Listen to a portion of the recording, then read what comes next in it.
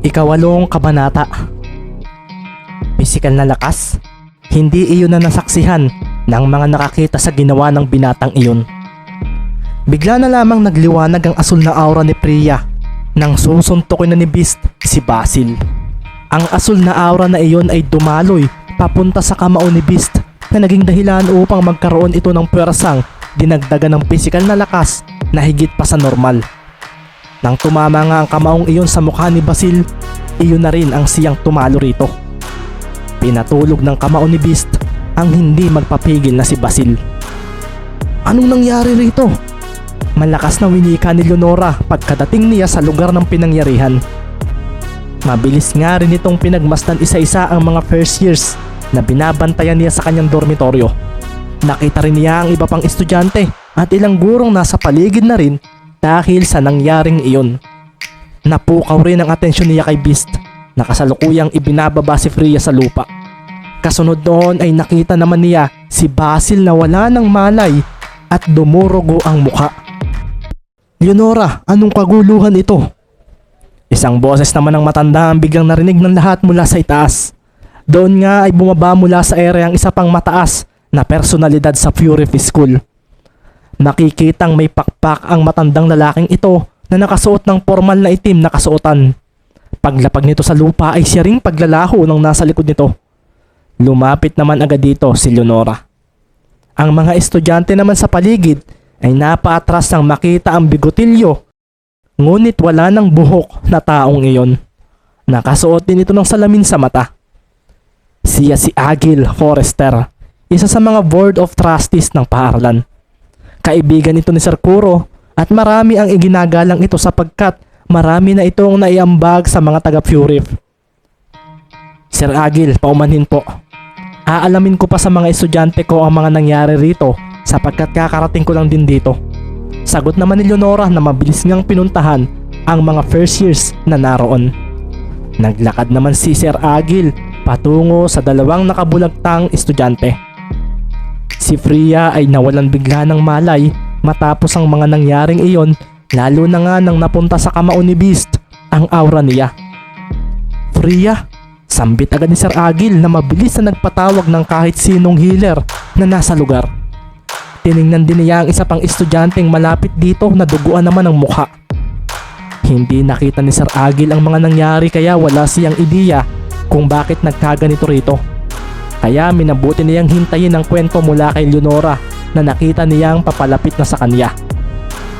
Masama ang tama ng isang ito, wika ni Sir Agil sa sarili habang pinagmamasdan si Basil. Doon nga ay nagsilapitan ng ilang mga healer sa paligid at pinagaling nila ang mga nakabulagtang iyon. Dito na rin nga dumating si Leonora para sabihin ang kanyang mga nalaman. Sumulyap muna si Sir Agil sa mga guro na nasa paligid. Kayong lahat, bumalik na kayo sa mga klase ninyo. Kami na ang bahala rito. Utos nito sa lahat at mabilis naman siyang sinunod ng mga nakapakinig sa kanya. Natira na lamang si Sir Agil, Leonora at ang mga first years.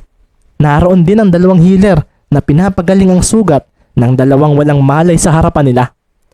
Dito na nga sinabi ni Leonora ang sinabi ni Lasty. Nang marinig iyon ni Agil, ay napatingin siya kay Basil na wala pa ring malay. Natatandaan niya ang papel ng recommendation nito. Inalam niya ang background nito at nalaman niya ang ugali nito. Nalaman niyang bayolente ito noong nasa labas ng paaralan kaya para sa kanya, hindi pwedeng pumasok sa Fury School ang kagaya ni Basil na madalas gumagawa ng gulo sa Fury. Ngunit magkaganoon man, hindi na rin niya maaaring tanggihan ang rekomendasyon ng taong nagpasok sa lalaking ito rito. Nagkamalay bigla si Freya at pagkakita sa mga healers na nasa kanyang ulunan ay agad siyang tumayo at pinagpagan ang kanyang kasuotan. Kumusta ka na Freya? Ayos ka lang ba?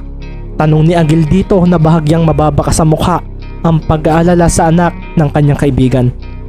Isa rin kasi si Freya sa mga posibleng maging hero sa hinaharap.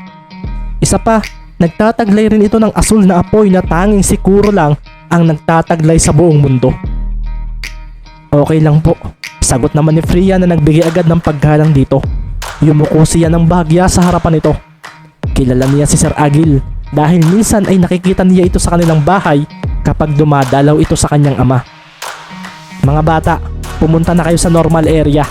Wika naman ni Leonora sa mga first years. May iiwan dito sina Freya at Basil.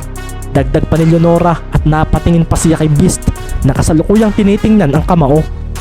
Gusto rin sana niyang huwag na rin muna itong papuntahin sa normal area, pero tila hindi na iyon kailangan. Ayaw ko nang mauulit ito. Sa oras na may maulit pang ganito, matitikman ninyo ang parusa ko sa pagbalik ninyo sa dormitoryo. Matigas na paalala ni Leonora sa mga estudyante bago mag-alisan ng mga ito.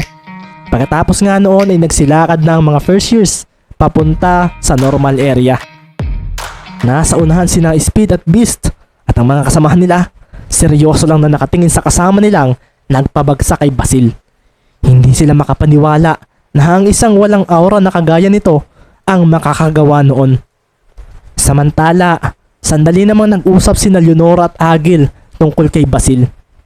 Ito ay nagtataglay na kaagad ng green aura at masasabing ito ang pinakamalakas sa mga first years, pero napabagsak pa rin ito.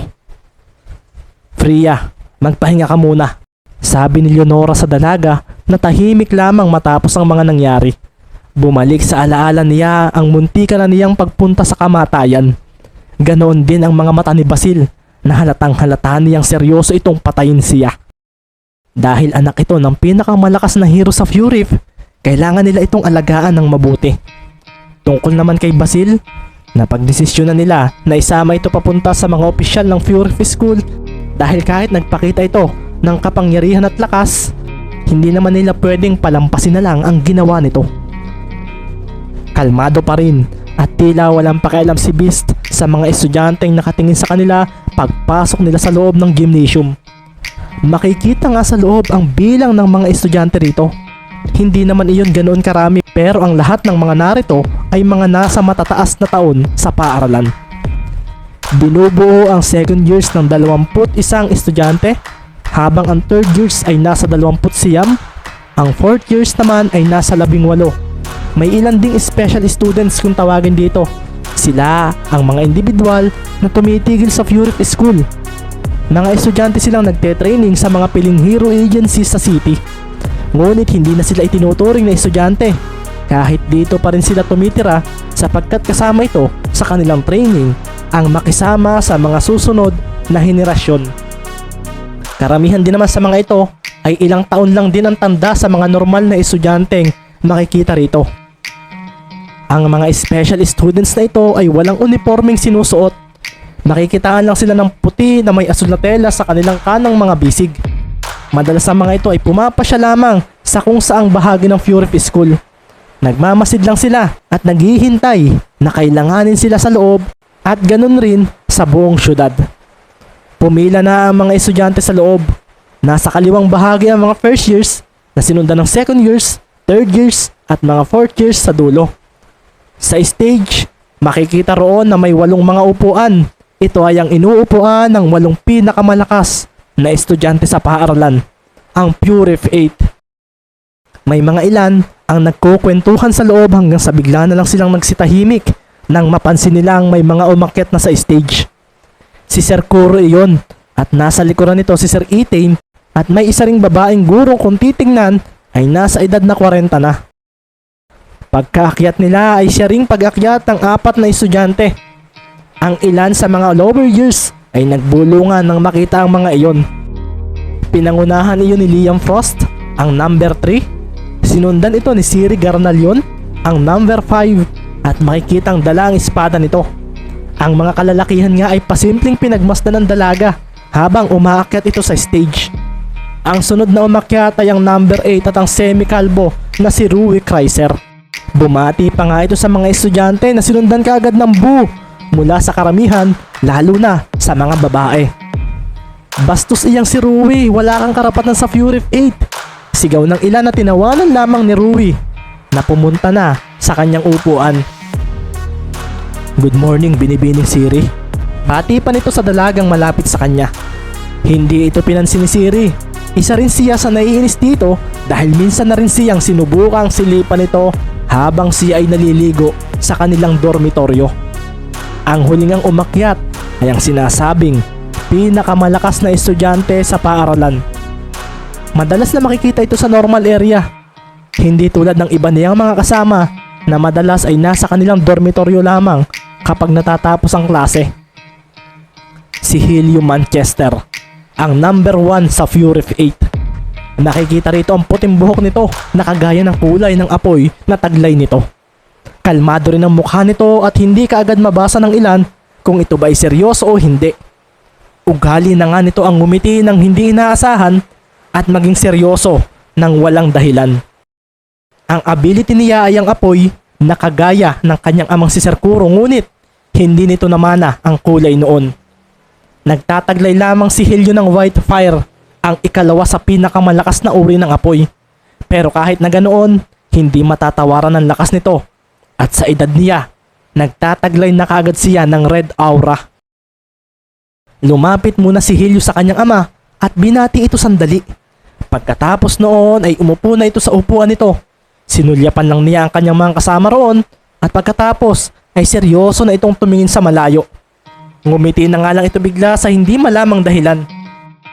Kagaya ng madalas mangyari tuwing may pagdiriwang sa Fury School, ang Fury 8 ay hindi na namang kompleto. Naglakad na si Sir Kuro sa gitna. Naroon ang isang mataas na mesang may mikropono sa ibabaw. Nakikita rin sa harapan nito ang simbolo ng paaralan. Pinagmasdan niya muna sandali ang lahat at pagkatapos ay napatigil siya ng tingin sa mga first years. Alam na niya ang nangyari at nalaman niyang may ginawa na naman ang binatang walang aura. Pinatulog lang naman ito ang isang green aura user. Nais nga niyang pasalamatan si Beast pagkatapos nito. Magandang umaga sa inyong lahat. Malakas na bati ni Sir Kuro na sinagot din ng malakas sa pagbati ng lahat. May mga nangyari man ngayong umagang hindi natin inaasahan, pero tuloy pa rin ang pagbubukas ng panibagong taon dito sa Fury School. Wika nito na pinagmasdan muli ang lahat. Pagkatapos noon ay nagsalita pa siya tungkol sa mga ilang bagay at sa mga dapat gawin sa loob ng paaralan. Magpalakas kayo at maging hero na kayang ipagtanggol ang mga nangangailangan.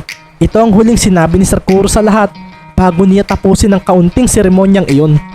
Ang karamihan nga ay lumabas na ng gymnasium upang pumunta na sa kani-kanilang mga kaklase.